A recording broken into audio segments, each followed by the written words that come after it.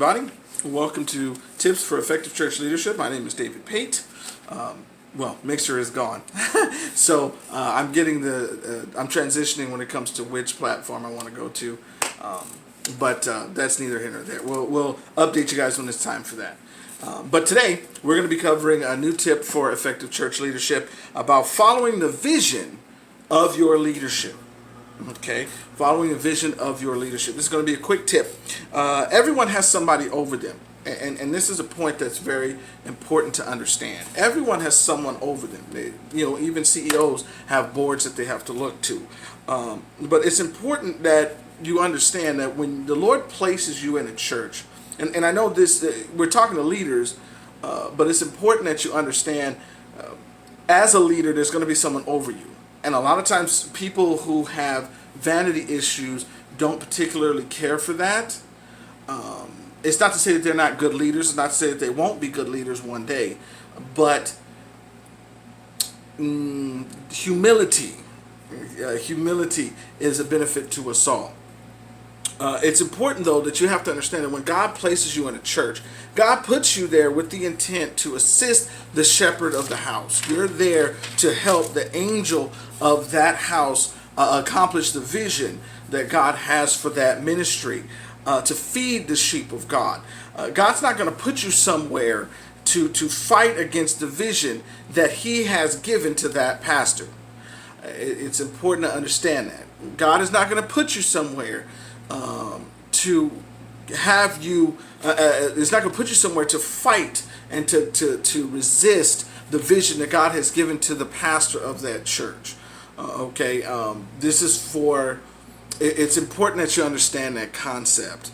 A proverb talks about how sometimes there's too many, it used to be too many chiefs, not enough Indians. But because we live in a PC society, they say too many cooks spoil the broth. Okay. Another analogy is too many chefs, not enough cooks. Okay, that's for my culinary folks that understand that concept. It's important to understand that every good leader is a great follower first. Every good leader, every great leader is a great follower first. Barbara Kellerman, who's a Harvard lecturer, noted that there's much that a person can learn about being a good leader through being a good follower. You'll see what a good leader goes through, how they handle that situation, the intricacies of it, especially if you're in a mentorship, especially if you're being mentored by them. It's very important to understand that every good leader is a good follower first. So it's important that you embrace the freedom involved in being a follower, because once you step into the leadership role, it's a doozy. And if you've already stepped into that, following your headship, following those that are over you, again, you can see how the pastor interacts with people, how the pastor interacts with the demographic. Well, I've been called to be a pastor myself. That's all good and well, but God didn't call you to be a pastor of this church right now. God didn't call you to be a pastor of this church right now. So be a good follower. If you're a leader in your church, follow your headship. Follow your headship. I understand, they may not do things the way you want them done. They may not be as efficient as you feel that they need to be. Help them. Help them. Look at our videos. Go back and look at our videos on how to deal with incompetent leadership. Okay? What is one of the primary things we say is help your leader. Sometimes you may have to teach from bottom up. You know a better way of doing something, then you help out. Oh, well, they're not receptive to my ideas. Then pray for them. Pray and ask the Lord to open their eyes, to open their heart to be receptive. Okay? To open their heart to being receptive to what it is that the Lord is putting in you. Okay, Matthew chapter 7 verse 12, it says, therefore all things whatsoever ye would that men would do to you, do ye even so to them. Okay, this is the law and the prophets. Do you want your followers, people under you, undercutting you? When the Lord elevates you, right, because the Lord's called you to be a leader, when the Lord elevates you, Do you want someone constantly trying to undo the foundation, trying to mess up your group, trying to present visions that ain't got nothing to do with what God is telling you to do? No, that's not what you want. So being a good follower so you can reap good followers. Okay, you can reap. You're going to always have challenging ones, but it's important that you're able to reap good followers. Okay. Now, understand something. The Lord will give you a vision for your department. If you're a leader, you should have a vision for your department. We've already talked about that. Go check out the earlier videos. You shouldn't be running a ministry if you don't have a vision for it. Straight up. If the Lord hasn't given you a vision for it, you shouldn't be running a ministry. You need to spend more time in prayer and find out what it is that God wants done, because that's what God's going to bless. Okay?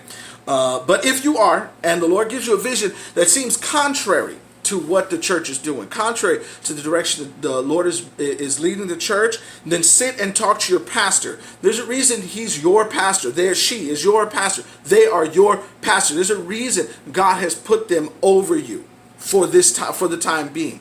It's very important. So you sit and talk with them and find out, how does this vision fit into the ministry, into this church. The Lord has told you something. The Lord has shown you something. How does this fit with what God is doing with the church, so that you're able to work with the leader and not against the leader?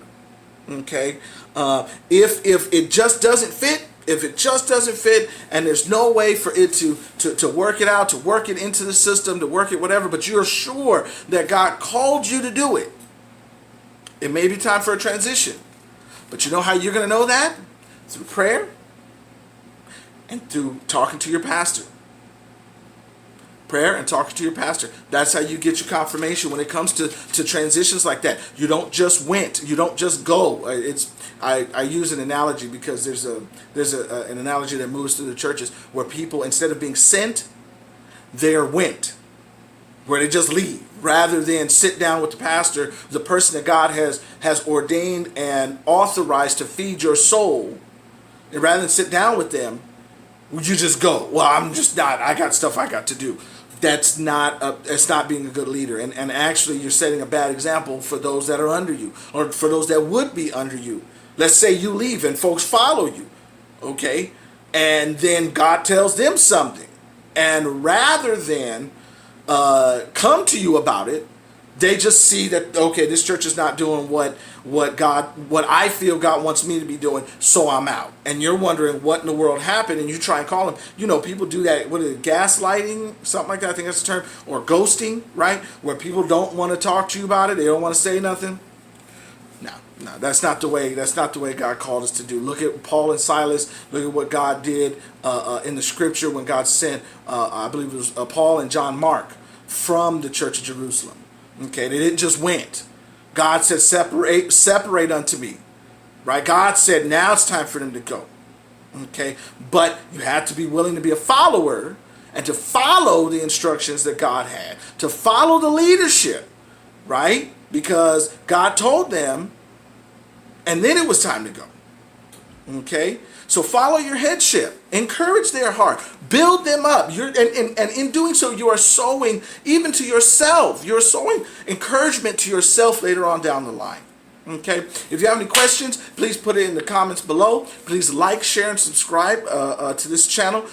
This channel is designed to only help the church become better at leadership. We're missing people. We're starting to miss, and we're looking at missing the next generation if we don't develop in leadership. And we have to develop in leadership. We have to get better.